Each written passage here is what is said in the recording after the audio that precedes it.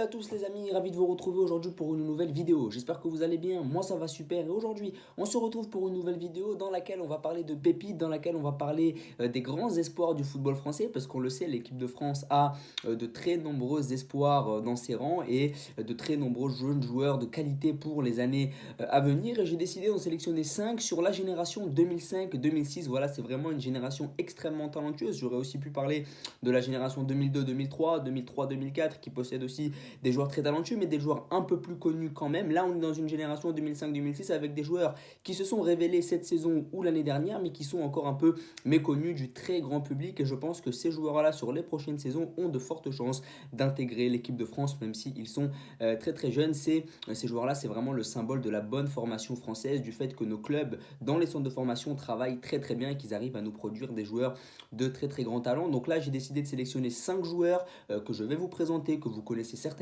déjà. Voilà, le public averti connaît déjà ces joueurs-là, mais voilà, 5 joueurs de la génération 2005-2006, donc c'est vraiment des joueurs extrêmement jeunes.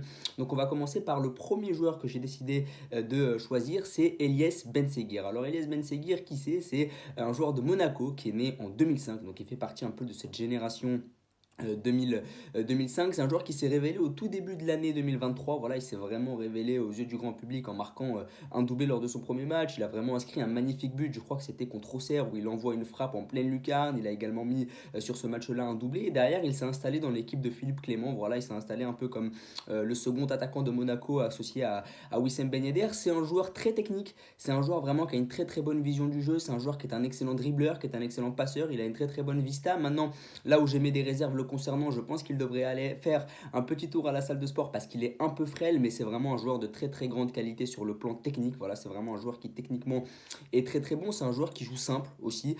Ça peut paraître un peu contradictoire, mais c'est un joueur aussi qui sait jouer simple. C'est un joueur vraiment d'une grande efficacité, qui joue juste, qui a vraiment une très très bonne vision du jeu, comme je l'ai dit, qui est très technique et qui sait vraiment installer là aussi dans le 11 de l'AS Monaco, à tel point qu'il est devenu indispensable et que sans lui le jeu monégasque fonctionne beaucoup moins. C'est vrai que c'est un superbe relais pour les passes, etc., pour vraiment trouver les espaces dans la profondeur, etc. Donc c'est vraiment un très très jeune joueur, un très très bon joueur. Maintenant là, sur ce joueur là il y a un petit doute, est-ce qu'il va prendre la France ou est-ce qu'il va prendre le Maroc? Il a été sélectionné avec les jeunes de l'équipe de France ces derniers temps, mais c'est vrai que là aussi il y a un doute, est-ce qu'il va prendre la France, est-ce qu'il va prendre le Maroc? J'espère qu'il va choisir l'équipe de France parce qu'on manque de ce genre de joueur là. On a beaucoup de joueurs de transition rapide en équipe de France, mais on manque de ce joueur un peu technique, etc. Il me fait penser à un numéro 10 un peu à l'ancienne, et c'est vrai que ce genre de joueur-là disparaît de plus en plus dans le football moderne, même si c'est un joueur qui est quand même plutôt rapide, c'est un joueur qui reste quand même dans ce registre-là de créateur, etc., de joueur qui sait vraiment créer le jeu, qui sait organiser le jeu. Donc c'est vraiment un joueur qui est peut-être un numéro 10 à l'ancienne, même s'il a quand même une bonne polyvalence qui lui permet aussi d'avoir d'autres profils de jeu, mais c'est vrai qu'en numéro 10, en organisateur de jeu, ça reste un joueur très très intéressant pour le futur. J'espère qu'il va rester à Monaco encore 2 ou 3 saisons avant d'aller dans un top club et je pense que lui, le prix de son transfert risque d'être très très cher. On va passer maintenant au deuxième joueur avec Désiré Doué. C'est vraiment le premier joueur que j'ai coché dans cette liste. Là aussi, c'est la génération 2005. Désiré Doué, il fait partie de cette génération de joueurs qui a été championne d'Europe en 2022. Donc il y a 6 mois, je crois qu'ils ont gagné le championnat d'Europe avec cette génération 2005-2006. C'était un championnat d'Europe qui a eu lieu en Israël, donc c'était l'Euro U17 et il faisait partie un peu de cette merveilleuse aventure avec les autres joueurs que je vais vous citer. Benseghir ne faisait pas partie de cette aventure-là, mais les 4 autres joueurs que je vais vous présenter étaient du voyage en Israël pour l'Euro U17 que les petits bleus ont magnifiquement remporté haut la main. Voilà, ce tournoi-là, ils ont vraiment été au-dessus de toutes les autres équipes. Mais c'est vrai que Désiré Doué, c'est vraiment un excellent joueur. Là aussi, c'est vraiment un très très gros espoir du Stade Rennais. Rennes qui est vraiment un très très bon club formateur. Et Désiré Doué s'est vraiment illustré cette saison. Il a joué une trentaine de matchs à Rennes. Il s'est vraiment illustré. Attention quand même, il a des problèmes de régularité. C'est un joueur qui est des fois critiqué un peu par Genesio, par le public, etc. Mais ça reste quand même un très très très très bon jeune.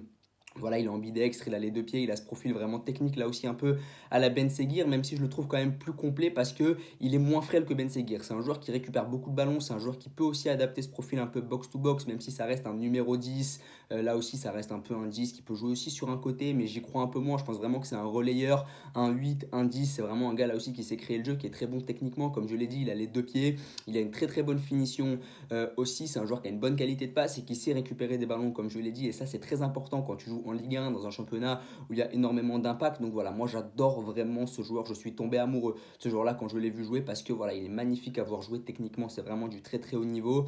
Il a marqué un but en Europa League qui a fait de lui le plus jeune buteur français en Coupe d'Europe de l'histoire. Donc voilà, c'est un joueur là aussi qui bat des records de précocité, c'est un joueur vraiment impressionnant à voir. Il n'est pas encore titulaire indiscutable à Rennes, ça ne saurait tarder s'il reste parce qu'il y a des rumeurs qu'il envoie déjà à Barcelone. Il a été aperçu la dernière fois en train de regarder le match Barça-Atlético parce qu'il est blessé en ce moment. Donc pourquoi pas aller au Barça, même si je pense que ça reste quand même un peu jeune pour aller tenter l'aventure catalane. Je lui préconise quand même de rester un peu à Rennes encore 2 ou 3 ans, mais ça reste quand même un excellent jeune joueur et moi c'est vraiment le joueur qui m'impressionne le plus dans cette liste des 5 que j'ai décidé de sélectionner parce que comme je l'ai dit, avoir les 2 pieds, être aussi complet à cet âge là, c'est quand même une belle performance. Mais c'est le même problème que pour Ben Seguir, il a aussi la double nationalité parce qu'il est aussi ivoirien et là aussi ce serait dommage qu'il décide de choisir la Côte d'Ivoire parce que j'aimerais vraiment que ce joueur là vienne en équipe de France sur les prochaines saisons pour prendre un peu un poste de numéro 8, pourquoi pas numéro 10, pourquoi pas succéder à Griezmann pour Désiré Doué, ça pourrait être intéressant. Donc voilà, c'est vraiment un très très bon jeune joueur là aussi qui fait du bien à notre Ligue 1 et qui a fait du bien à Rennes durant la saison. Maintenant on passe au troisième joueur et celui-là je pense que vous le connaissez tous, c'est Warren Zahir Emery. Et là c'est 2006 donc c'est encore plus jeune et c'est encore plus impressionnant. C'est d'autant plus impressionnant que le gars a déjà quelques matchs de titulaire au PSG et en plus titulaire en Ligue des Champions. C'est le plus jeune joueur français de l'histoire à avoir joué, non, c'est le plus jeune joueur tout court à avoir joué un match de Ligue des Champions en huitième de finale. Il avait joué face au Bayern, il avait été titularisé ce jour-là. Bon, il n'avait pas été extraordinaire, je pense que c'était pas un cadeau, pardon, de la part de Christophe Galtier de l'avoir mis titulaire face au Bayern Munich, surtout à un poste qui n'était pas le sien. Je me rappelle qu'il l'avait mis côté droit, donc c'était pas du tout un cadeau de la part du technicien français. Mais c'est vrai que Warren Zahir Emery s'est vraiment imposé dans la rotation du PSG cette saison. On l'a vu faire quelques entrées en jeu très intéressantes en Ligue des Champions. Je me rappelle du match retour face au Bayern où il rentre et où vraiment sans aucun complexe, voilà, il est bon, c'est vraiment un joueur qui joue très très juste, c'est un joueur qui est au milieu de terrain, lui aussi il a gagné l'Euro U17 en 2022 en Israël avec voilà, avec les jeunes de l'équipe de France. C'est un joueur qui est un milieu de terrain, il peut jouer 6, il peut jouer 8, il met beaucoup d'impact, il a déjà un très très bon gabarit pour son très jeune âge parce qu'il a 16 ans quand même, donc c'est absolument impressionnant comme performance de s'imposer dans la rotation du PSG à 16 ans, même si on sait que ses concurrents sont Carlos Soler et Fabien Ruiz, ça enlève rien quand même à sa performance. Je me rappelle d'un match aussi où il est rentré face à l'OM, c'était en Coupe de France au Vélodrome quand même. Quand tu as 16 ans, rentrer au Vélodrome c'est pas simple, dans un match où ton équipe était complètement malmenée. Et ben il a vraiment été plutôt intéressant. À chaque fois qu'il rentre, je trouve qu'il apporte vraiment cette fraîcheur, il apporte un peu cette justesse, cette élégance, cette technicité. Et c'est un joueur qui n'a pas peur d'aller au contact. À cet âge-là, normalement, tu as peur, tu évites un peu les contacts, etc. Lui, non, pas du tout, il y va. Il a été titulaire quelques fois en Ligue 1. Bon, Galtier le titularise un peu moins parce qu'il met Carlos Soler, il met Fabien Ruiz. Mais c'est vrai qu'il il gagnerait à mettre Warren Zahir Emery sur cette fin de saison. Le PSG n'a plus rien à jouer. Je pense qu'il devrait un peu plus jouer sur cette fin de saison parce que je trouve ce joueur très très mature pour son âge. Et ça, c'est très important d'être aussi mature. Voilà, c'est un joueur qui passe son bac de français cette année, donc il faut quand même voir à quel point la performance est absolument incroyable. Donc voilà, je pense que c'est vraiment un jeune joueur qui est très prometteur pour l'avenir. Je sais pas s'il a une double nationalité, je pense pas. Je pense il a pas d'autres origines, donc j'espère qu'il va jouer en équipe de France prochainement. Mais voilà, un prêt pourrait aussi lui faire du bien. Je pense que là, au PSG, c'est un peu compliqué en ce moment. Ils veulent tout reconstruire et pour un jeune joueur, c'est pas la meilleure manière de s'épanouir dans un club. Voilà, dans un club à l'instabilité du PSG, je pense que c'est pas la meilleure manière pour lui de lancer sa carrière. Je lui préconiserais d'aller faire un prêt en Ligue 1. Je sais pas, peut-être un prêt, je sais pas, dans un club comme Montpellier, comme Rennes, ça pourrait être intéressant pour lui pour vraiment lancer sa carrière et devenir titulaire en Ligue 1. Ça serait vraiment pas mal parce que l'instabilité du PSG, c'est très très compliqué quand on est un jeune joueur. Ensuite, pardon, on va enchaîner sur le quatrième joueur que j'ai décidé de choisir et c'est le seul joueur des 5 qui ne joue pas en Ligue 1. C'est Mathys Tel qui a décidé d'opter pour l'aventure allemande l'été dernier. Il a décidé de signer au Bayern pour 25 millions d'euros. Donc à 17 ans, il est né en 2005. À 17 ans, il supporte déjà la pression d'un gros transfert, ce jeune Mathys Tel. Mais c'est vrai que c'est un joueur qui, pour l'instant, au Bayern, est plutôt satisfaisant. Il entre un peu dans cette rotation du Bayern. On sait que c'est quand même compliqué d'entrer dans cette rotation du Bayern, surtout quand tu as 17 ans, que tu es un jeune Français, quand il y a Sané, Gnabry, Choupo-Moting, Thomas Müller, Coman dans les parages. Et bien lui, il s'est pleinement intégré à cette équipe du Bayern Munich qui rentre vraiment dans la rotation. Je crois qu'il a marqué 4 ou 5 buts depuis le début de la saison, qu'il a déjà une vingtaine de matchs. Donc voilà, c'est vraiment une vingtaine de matchs. Il n'est pas titulaire, hein, mais il rentre à chaque fois en jeu et c'est toujours très très intéressant à voir. C'est vraiment un joueur très très impressionnant. C'est vraiment un gros gabarit déjà pour son âge à 17 ans. Il a vraiment un gros gabarit. C'est un joueur percutant. Il peut jouer ailier. Voilà, c'est un joueur qui percute énormément, qui est très technique, qui est très physique, donc il est très dur à bouger. C'est un joueur qui peut aussi jouer numéro 9, donc il a vraiment cette palette palette-là de numéro 9, d'ailier, percutant, finisseur. Il a une très bonne frappe de balle également. Il est parti de Rennes, il était coéquipé de Désiré Doué à Rennes. Ça aurait pu être intéressant l'association des deux sur le front de l'attaque rennaise. Il a décidé d'aller au Bayern. J'ai envie de dire pourquoi pas, même si je pense que c'est quand même un peu trop haut pour lui. Et combien de temps est-ce qu'il acceptera d'être remplaçant au Bayern Munich alors que tu as 17 ans et qu'à cet âge-là, c'est vraiment l'âge où tu dois te lancer un peu titulaire pour gagner du temps de jeu, etc. Et essayer d'engranger de l'expérience. Bon, là, au Bayern, je pense qu'il apprend beaucoup aux côtés des meilleurs, mais c'est vrai qu'il gagnerait pourquoi pas à être prêté en Bundesliga ou même revenir en prêt en Ligue 1, ça pourrait être intéressant.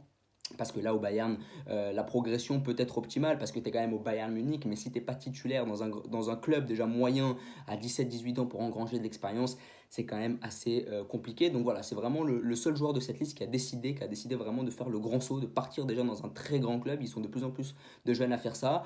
Pourquoi pas? Pourquoi pas? Maintenant, le Bayern, c'est peut-être la marche un peu trop haute. Et là aussi, je lui préconiserais peut-être un prêt. Là, il a fait cette saison en rotation. Il a vraiment vu ce que c'était un grand club, ce que c'était le Bayern, ce que c'était la pression de ce genre de club-là. Maintenant, je lui préconise quand même d'aller faire un petit tour en prêt. Maintenant, on va finir sur le dernier joueur et j'ai décidé d'aller un peu dans le secteur défensif. C'est vrai que là, j'ai pris que des milieux, des attaquants. On va aller en défense avec Sahel Koumbedi. Là aussi, c'est un 2005 qui joue à Lyon, qui est vraiment très très intéressant, qui a joué quelques matchs. Là, je crois qu'il a une quinzaine de matchs à Lyon, une vingtaine de matchs cette saison au poste d'arrière droit. Et là, pourquoi j'ai pris un arrière droit? Parce que c'est vrai qu'en équipe de France, on a énormément de problèmes à ce poste-là. Et je me dis peut-être qu'en la personne de Sahel Koumbedi, on a peut-être trouvé notre homme sur les prochaines années. C'est vrai qu'il y a eu la mode Gusto à un moment donné. Bon, Gusto a décidé de faire le rappeur américain et d'aller à Chelsea et de plus être vraiment concentré sur le football ces derniers temps. C'est vrai que Koumbedi a merveilleusement pris sa place sur le côté droit lyonnais. Il est formé au Havre, hein. Il s'était imposé là-bas au Havre. Et puis là, il a fait le choix très intelligent de signer à Lyon parce que je pense que passer du Havre en Ligue 2 à Lyon, ça constitue quand même une très bonne progression pour un jeune joueur. Il est arrière droit. Ses entraîneurs le décrivent comme un contre-attaquant, comme un latéral plutôt rapide, comme un joueur très fort sur les 1 contre 1, que ce soit offensif ou défensif. C'est un joueur plutôt tonique, véloce. Donc là aussi, c'est très intéressant. C'est vrai qu'on manque de ce joueur-là en équipe de France au poste d'arrière droit. On a Pavard, on a Koundé, c'est plutôt lent. Là, on a vraiment un contre-attaquant en la personne de Koumbedi. Bien sûr, c'est encore très très jeune et je ne pense pas qu'il sera convoqué de sitôt. Mais dans les 3-4 prochaines saisons, ça pourrait être vraiment intéressant pour lui si il arrive vraiment à faire le bon choix après Lyon.